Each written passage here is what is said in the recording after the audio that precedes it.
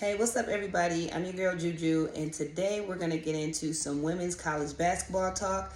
There's been a lot going on online in terms of if the Iowa and UConn game was rigged.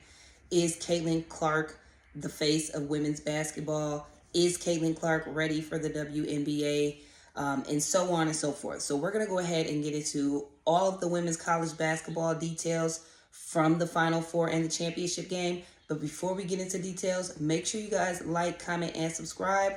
Also, when you comment, be respectful. I like to get into details more so in the comments, so I am one to comment back. So don't be afraid to start a conversation down below.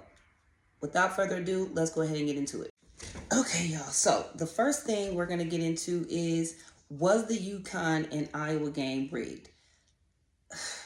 A lot of people feel away about that final call at the last 3 seconds of the game when UConn had the opportunity to take the lead and there was a foul called on a screen.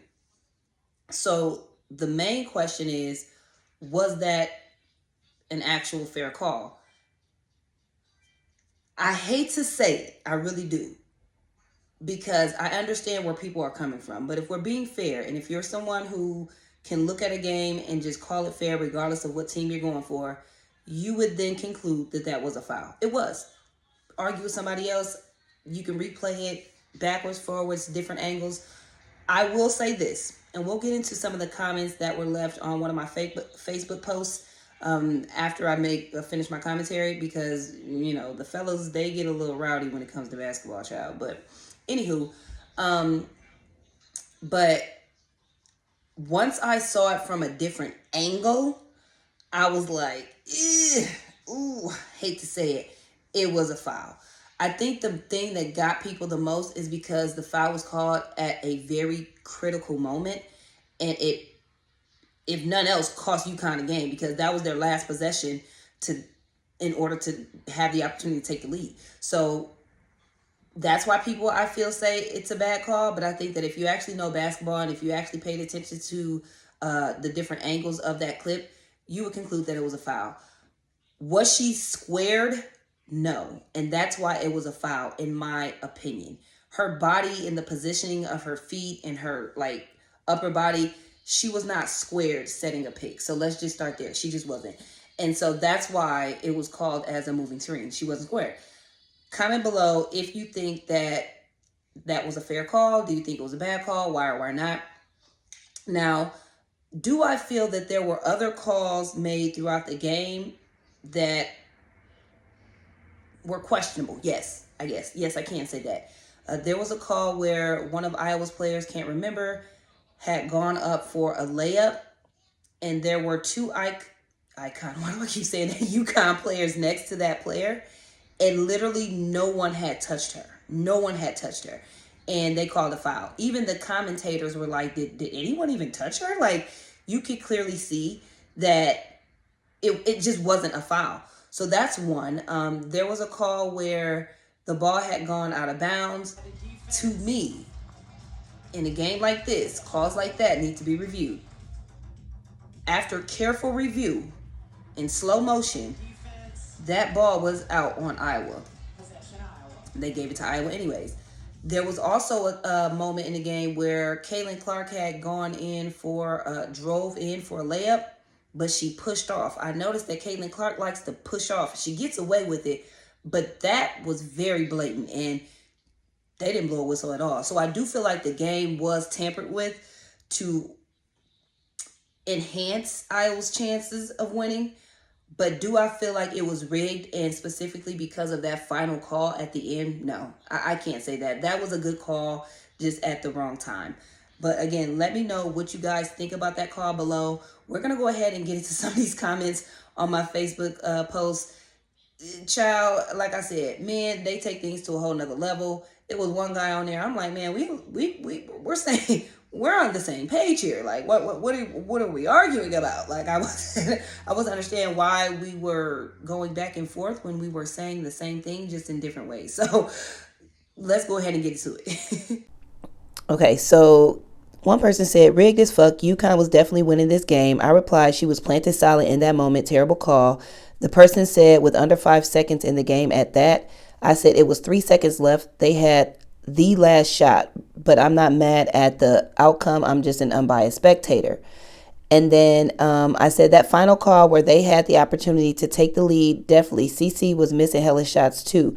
She just turned it around. It was literally a battle. So that guy has said that it wasn't rigged because UConn was missing shots. So that was my reply. And then he was going back and forth with another person in my comments. They posted the video and was like, dude, are you serious? Like that wasn't a foul? And so, which I don't understand why he tagged him, because the guy was just like, it wasn't rigged. He spoke about shooting. He didn't mention anything about the foul. And so he was like, is this a foul? Stop the BS. Clearly an illegal screen. The person was like, people don't see in slow motion at real time. It's a call you let go, which I understand that too. The other person was like, I saw it in real time and thought it was clear. Slow-mo was motherfuckers acting slow. This shit is not a legal screen. Somebody else said they trying to let CC go out with a bang. I said, I ain't mad at it. Somebody said, you think they're going to be South Carolina? I said, hell no, this South Carolina year. They not losing to no Iowa. Somebody said, I hope not. I'm definitely watching. I said, I'm right along with you. So these comments are out of order, but this is me posting multiple clips of other calls that were made throughout the game that could speak to why people think the game was rigged.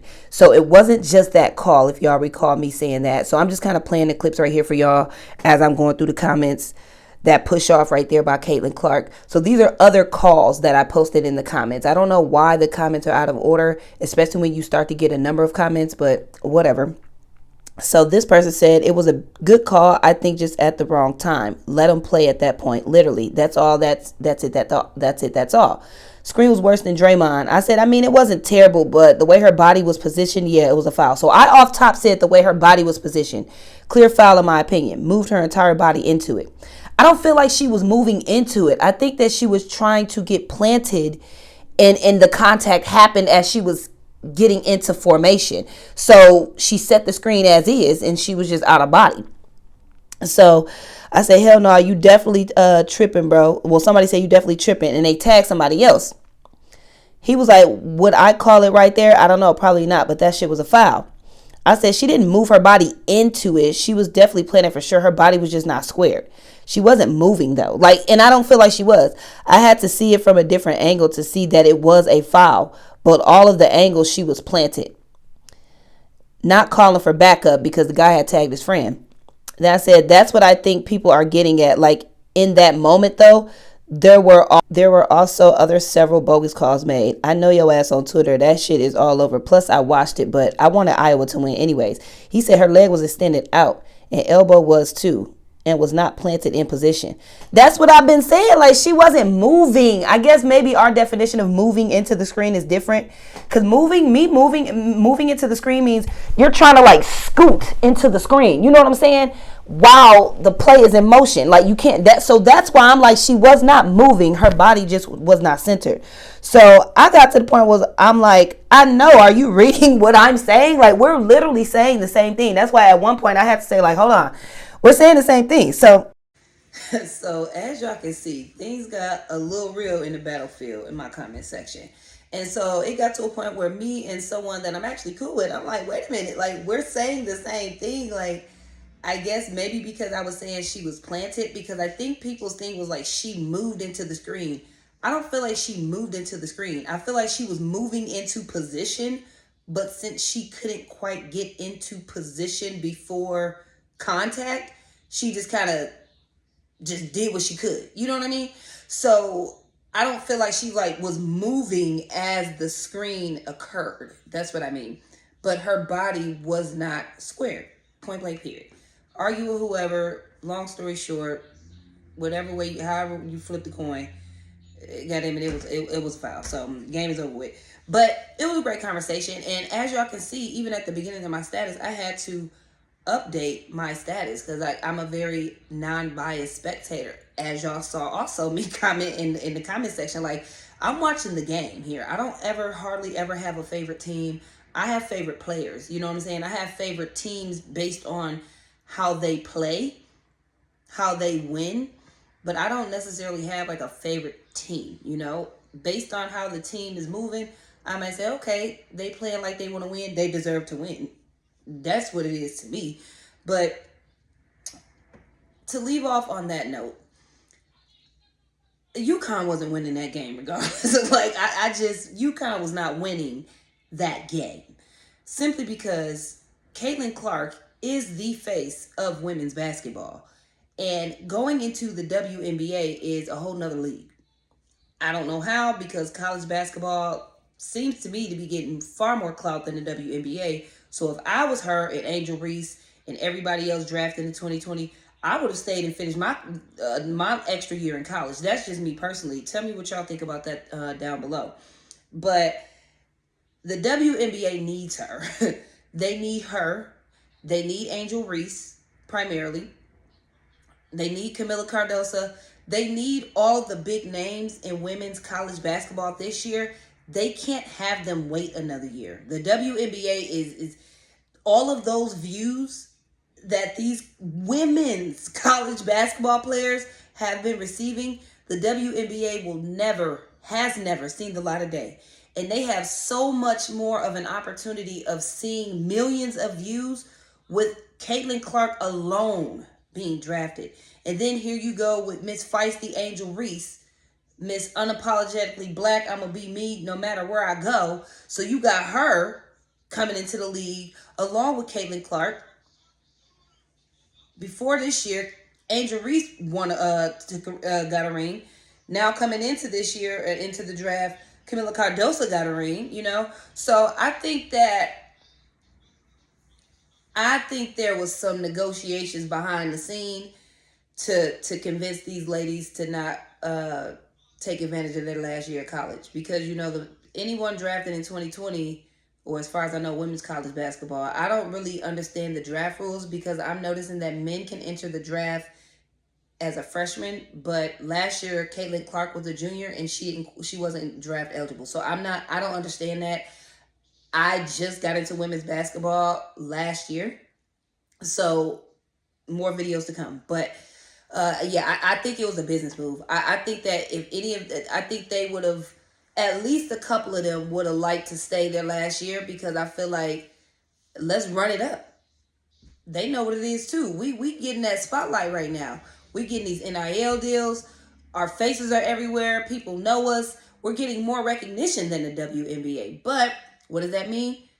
Those fans are just going to follow. So you get what I mean? That's why I feel like it was more of a business move for them not to go through and carry out their final year of playing college ball and just to jump right into the WNBA. But let me know what you guys think about that below. We'll get into the next question, which is, do you guys think that Caitlyn Clark is ready for the WNBA? Ever since she's played in the championship game and even in the Final Four game, I would say the closer she got to her final game, that question became more of a hot topic. And I'm going to say that Caitlyn is as ready for the WNBA as any rookie coming out of college basketball is ever going to be. But let's hear it from a WNBA veteran herself, Diana Taurasi, and I'll come back with the rest of my commentary. Right? When the college guys come out, they're waiting for them. I mean, Camilla's coming, Caitlyn's coming. There's more than just that are coming. What will the league have in store for them when they get there? Look, SVP, reality is coming. Okay. You know, there's levels to this thing, and that's just life. We all went through it. Of course. And you see it on the NBA side, and you're going to see it on this side, where, you know, you look superhuman playing against 18-year-olds, but you're going to come with some grown women that have been playing professional basketball for a long time. Not saying that it's not going to translate, because when you're great at what you do, you're just going to get better. But there is going to be a transition period where you're going to have to give yourself some grace as a rookie, and you know, it might take a little bit longer for some people. Right on. That's perfect. So as y'all can see here,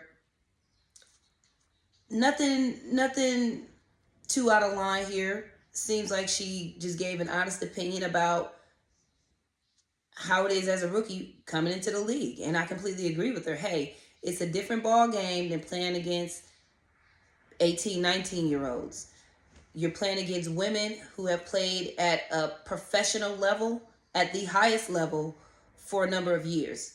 So the transition isn't going to be easy. for some better than others, but nonetheless, she'll be okay. So that's what I got from this video. Now, this is where everyone is like, there's a lot of spite coming from the WNBA players, and this is not the time for that because y'all need Caitlyn Clark more than she will ever need y'all. Let's just be clear. And so I can agree with people there, and I can agree that there is some spite coming from veteran WNBA players. I wouldn't say all, because you have some WNBA players. Everyone's not a hater. Let's just say that, right? You have people who are doing their thing regardless. I don't care who come up in the league. I'm still going to be me. People like Asia Wilson. Like, come on now. Do you think Angel Reese, Caitlyn Clark, Camilla, do y'all think they finna have any effect on Asia Wilson's game? Like, do you know who Asia Wilson is? You know what I mean? So, like, Breanna Stewart. Like, come on now. Y'all, you know what I mean? So, I just don't think that them coming into the league should make anybody feel anyway. If anything, they need to be embracing these young players because y'all need their views. Keep in mind, they're bringing their crowd to the WNBA. Y'all crowd ain't been nowhere. And then people want to bring up, oh, well, this person was the ish in college. Okay, so why weren't you watching them in college? Why didn't you follow them from college to the WNBA? Because that's what all of Iowa is going to do. I guarantee you, all of Iowa, y'all know how white people are. And I don't even live in Iowa, but I'm in the Midwest. I can only imagine how Iowa looks right now. The whole state of Iowa. Not just where Caitlyn Clark is, not just where the college is, not just where Caitlyn Clark is from, or not just where the college is, but the whole state of Iowa. They probably go give Caitlyn Clark the key to the city. I promise you, to the state. Something. They gonna give her the key somewhere. Like, Caitlyn Clark is a big deal in Iowa, period. So imagine how big of a deal she is to other white people who ain't gonna do nothing but support her. Like, come on now. And then you have you gotta be realistic. She's an amazing basketball player. Despite the fact that she hasn't gotten a ring, she's accomplished so much in her college career. You have to give her credit for that. And to think that not even a piece of that is gonna translate into her rookie year, baby, you must be sadly mistaken. I think Caitlyn Clark has one of the biggest chips on her shoulder that any rookie coming into the WNBA has ever had. Because she is literally the face of a league that she has not even been drafted into. That is major. Not only that, Angel Reese, I would say too, is the face of women's basketball.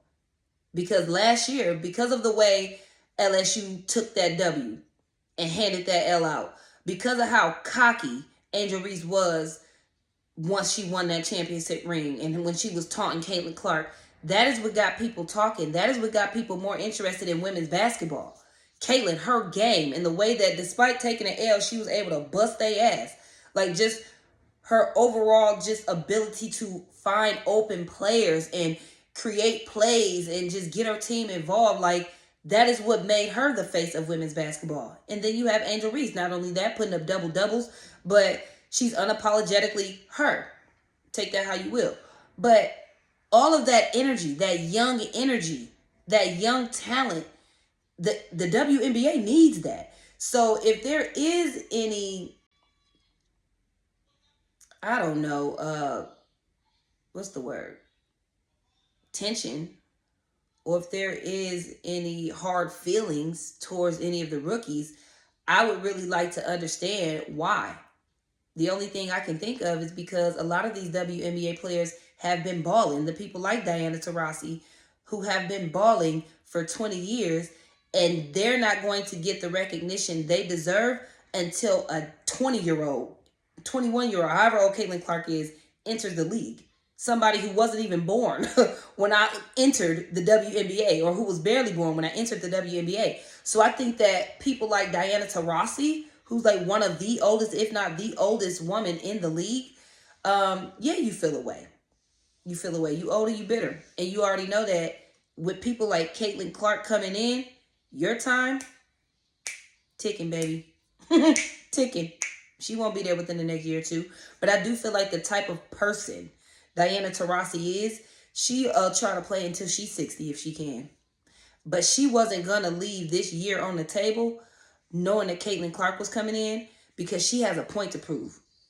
She wants to play again. I cannot wait to Diana Taurasi. I know that game because of all the commentary that she's made and just her energy whenever Caitlyn Clark's name is brought up, the energy just shifts. And in this video I'm about to show you guys, look at how her face was before Sue Bird mentioned how much clout Caitlyn Clark is going to bring to the WNBA. And then pay attention to how Diana Taurasi responded. Check it out. DMC, you have to build a WNBA team. Who are you taking first? Paige or Caitlyn? Wow. I have an answer. Want me to go? You go. I think you have to take Caitlyn for one reason. Because I think you can't go wrong with choosing either one. Right. The fan energy behind Caitlyn is going to be a game changer for a WNBA franchise. I think for that reason, right now, this year, you have to take her. From a basketball standpoint, I can make an argument for Paige. I'm taking Paige. Next question. So if you had the #1 pick this year, you would take Paige over Caitlyn? Absolutely. I like that energy. I think it's hard to discount. Yeah. Okay, so do you guys see what I mean by that? Like, her whole demeanor, her energy shifted. She seemed engaged with the conversation up until Sue Bird mentioned the clout Caitlyn Clark was going to bring to the league. And she was just happy. She seemed excited to embrace Caitlyn Clark into the league. And then here goes Diana Taurasi. I'm taking Paige. Well, Paige is not really in the conversation right now. But, I mean, whatever, for the sake of this particular conversation, for you to say you'd take Paige over Caitlyn, that's very telling.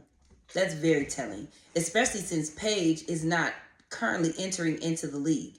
So I personally feel that had Sue Bird not bragged on Caitlyn Clark, Diana Taurasi would have gave her a little more grace in that moment. And maybe she would have said, I would choose Caitlyn because of this, but Paige because of that.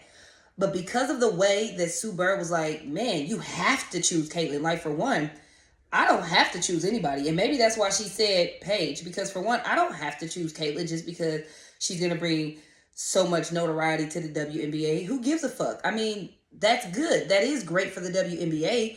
But I'm not going to disregard other great players because of that, especially if I feel like there's someone who can truly ball and has what it takes to play at this level. Now, I feel like she did try to play Caitlyn by choosing Paige simply because, come on now, Caitlyn is the talk of the town. So for you to just be so dismissive of her and not even acknowledge the fact that those were facts that Sue Bird was mentioning, and just to jump into, nope, yep, I'm taking Paige next. I'm taking Paige next. Like, why do we have to go next? Can we get into why you're going to take Paige over the #1 overall draft pick? Because that's exactly what Caitlyn is. She's going to be the #1 overall draft pick. And she's the #1 overall draft pick, despite your personal opinion, Diana Taurasi, for a reason. Numbers don't lie. You know, she doesn't have to have a championship ring to be eligible to be the first round pick. You know what I mean? She has to be able to ball. And I think that's important. But the clout that comes with it, icing on the cake for the WNBA. So let me know what you guys thought about that clip. Do you guys agree that there is a little bit of envy coming from Diana Taurasi and possibly other WNBA players who've been in the league for years, worked hard to get to this point, and it seems like all of their credit is being handed down to some college rookies coming into the game? Or do you feel like, hey, it is what it is. These are the times that we're in. It sucks, but don't hate the player. Hate the game. Let me know what you guys think about that, and then we'll get into our last couple of topics really quick, because I've noticed recently, I think last year when it was Angel Reese winning the championship, she received so much hate for the way that she carried herself during that game or following the victory. And she even went as far as to mention recently that she was getting death threats and so many other just unacceptable messages from strangers. And I've started to notice a shift, because everyone was Caitlyn Clark up here, Angel Reese down here last year. Now I'm starting to see that they damn near getting the same level of hate. And Caitlyn Clark, who tends to be very well media trained, says all of the right answers, keeps things neutral, gives everyone the respect they deserve, and keep it pushing. She's never said anything controversial or done anything controversial that any of us are privy to, but ball. She hasn't won a ring. Okay, many players haven't won a ring. Take a seat. But why is she getting so much hate though? Like, I don't know. I just think that people are now doubting her ability to produce the same results in the WNBA. People are saying that, oh, she's not a great because she doesn't have a ring. And I guess, what do you guys think about that? Do you guys think that in order to be considered a GOAT, that you have to have a ring? Because if we can think, just think basketball here. There are so many amazing basketball stars who have never gotten a ring. There are so many amazing music artists who have never gotten a Grammy. There are so many actors and actresses who have never gotten an Oscar. Does that mean that they are not the GOAT? Especially when we, the people, have rooted for said people? So I think that to classify someone as a GOAT based on a ring or not is honestly up to the individual. I don't think there's I get it, it's a sports rule, but in my opinion, there are people in everyone's own personal opinion who deserve a ring and haven't gotten one, and they will still go down as GOATs in their eyes. Maybe they were robbed of rings. Maybe they didn't have a good team around them throughout their career. Who knows? Who cares? The fact of the matter is they didn't get a ring, and to someone who admires them as a player, they deserve one. So whether or not they got one or not, they're still going to be a GOAT. You see what I mean? So that's where I'm coming from. I just feel like, look at it from all angles, though, before you just try to write someone off. Because like I said, there are many different fields that people have not been given their just due, or maybe didn't earn it. Who knows? However you want to, whatever you, listen, I'm not here to go back and forth with with people about their opinion, because sports are, this is subjective. Like, we all have our opinion. We all are watching the same thing and forming completely different opinions. So let's just start there. But I just feel like to write her off like that, oh, you didn't get a ring, so you're not a GOAT. That's to make the Diana Taurasis feel better. You see what I mean? That's to make the bums feel better. Because you can tell me that I don't have a ring, but I've done all of these amazing things. But the only thing you can say is, well, you don't have a ring. That's your only argument to all these fucking stats? Let's see your numbers. You get what I mean? Let's see your stats. And so that's why I just don't agree with just writing people off simply because they don't have a ring. One bad apple spoiling a bunch type thing. You know what I mean? Birds of a feather flock together type thing. Like, if your friend was called a hoe and you're not a hoe, would you like to be considered a hoe because of it? You get what I mean? Like, I just think that at some point we gotta separate. We gotta separate having a ring from people still being don't take away from people's game, not taking away from people's game. And I feel like when you say, well, you don't have a ring though, that's literally taking away from someone's game. That's just my opinion. Let me know what you guys think below. I am about to get up out of here. It's almost 11 o'clock. So I said all I've had to say about this topic. Hopefully you guys enjoyed. I'd love to hear more of what you guys think down in the comment section below. Keep in mind to keep it cute. Like, comment, and subscribe. Deuces.